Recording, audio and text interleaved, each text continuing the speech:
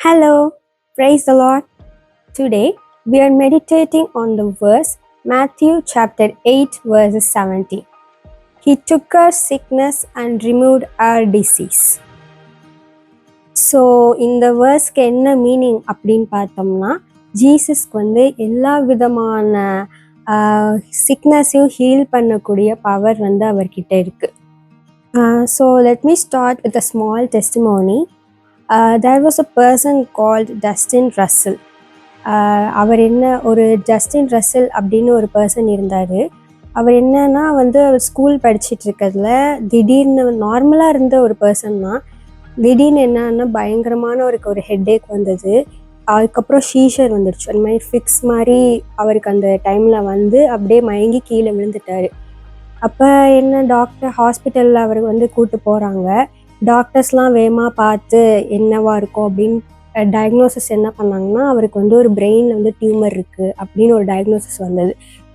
Brain tumour அப்படின்னா அவரோட front லோபில் அவருக்கு ஒரு கட்டி இருக்குது, மூளையில் ஒரு கட்டி இருக்குது அப்படின்னு டாக்டர்ஸ் டயக்னோசிஸ் பண்ணாங்க. ஸோ அப்போ மெடிக்கல் ரிப்போர்ட்ஸில் என்ன சொன்னாங்க அப்படின்னா, அவருக்கு எப்பயுமே இனிமேல் நீ லைஃப் லாங்காக சீஷரோடு தான் இருக்கணும். இனிமேல் இந்த டியூமரை நம்மளால் ஆப்ரேட் பண்ணி எடுக்க முடியாது, ரொம்ப டீப்பாக இருக்குது. ஸோ நீ லைஃப் லாங்காக சீஷர்ஸோட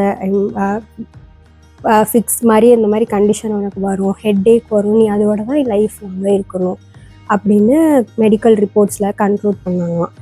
அப்போ அந்த பர்சன் ரொம்ப கஷ்டப்பட்டார். ப்ரேயர் பண்ணானா, லார்ட் ஏன் எனக்கு மட்டும் இவ்வளோ கஷ்டம், நான் இந்த இதில் தனியாக நான் போகணுமா, இந்த பாதையில் நான் தனியாக போகணுமா, ஏன் எனக்கு இந்த கஷ்டம் அப்படின்னு ப்ரேயர் பண்ணதில் ஜீசஸ் என்ன சொன்னார்னா, நீ இந்த பாதையில் தனியாக போக மாட்ட, நான் உன் கூட வருவேன் அப்படின்னு காட் ப்ராமிஸ் பண்ணாராம். ஸோ 15 years ஆயிருக்கு அவர் அந்த சீஷஸோட ஹெட்டேக் அந்த மைக்ரேனோடைய வாழ்ந்தார். சுற்றி ஃபேமிலி மெம்பர்ஸ் எல்லாமே அந்த மாதிரி நிலைமையில தான் அவரை பார்த்தாங்க.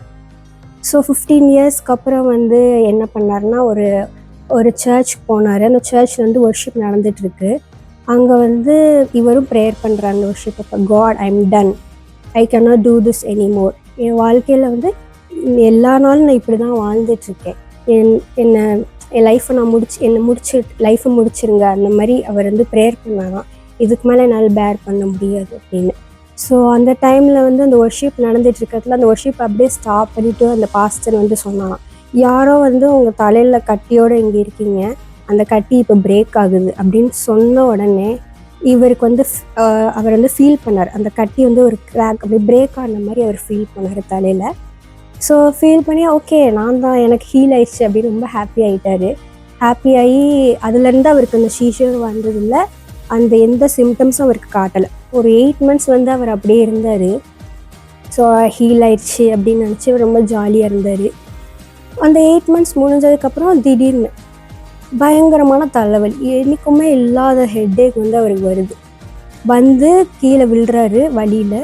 எல்லா டைப் ஆஃப் சீஷரும் சேர்ந்து வருது அவருக்கு. என்னென்ன இவ்வளோ ஒஸ்ட்டாக அவர் லைஃப்பில் ஆனதே இல்லை. அப்போ ஸோ ஆம்புலன்ஸ் வச்சு ஹாஸ்பிட்டலில் கூப்பிட்டு போகிறாங்க. பெட்டில் அவரை படுக்க வச்சு வேரியஸ் பிளட் டெஸ்ட் எல்லாமே எடுக்கிறாங்க, ஸ்கேன்ஸ்லாம் பார்க்குறாங்க.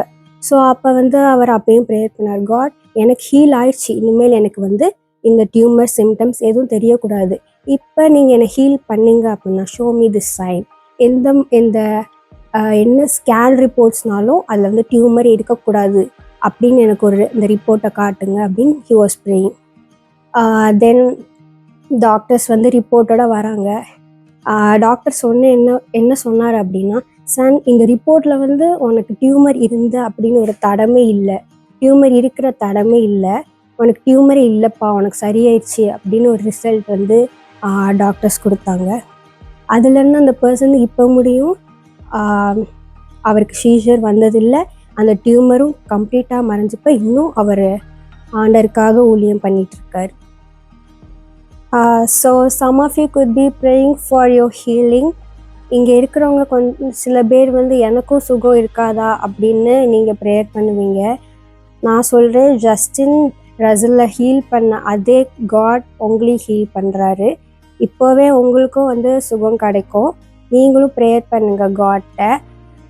நிறைய பேர் உங்களை சுற்றி இருக்கிறவங்களும் சொல்லியிருப்பாங்க, இல்லை நீ வந்து பாஸ்டில் பண்ண பாவம் தான் இப்போ வந்து உன்னை படுத்துது, நீ பாவம் ரொம்ப பண்ணிட்ட, அதனால தான் உனக்கு இவ்வளோ வியாதியும் பிள்ளைங்க உன்னால் கஷ்டப்படுறாங்க அப்படின்னு சொல்லுவாங்க. ஆனால் அப்படிலாம் இல்லை. காட் வந்து ஹீல் பண்ண முடியாத எந்த டிசீஸும் இல்லை, அவர் மன்னிக்க முடியாத எந்த பாவமும் இல்லை. நீங்கள் அவர்கிட்ட ப்ரேயர் பண்ணுங்கள், அவர் மேலே விசுவாசமாக இருங்க, உங்களுக்கும் வந்து அந்த ஹீலிங் கிடைக்கும், உங்களுக்கும் அந்த சின்லேருந்து விடுதலை கிடைக்கும். One touch from Jesus changes everything. Trust in his healing power.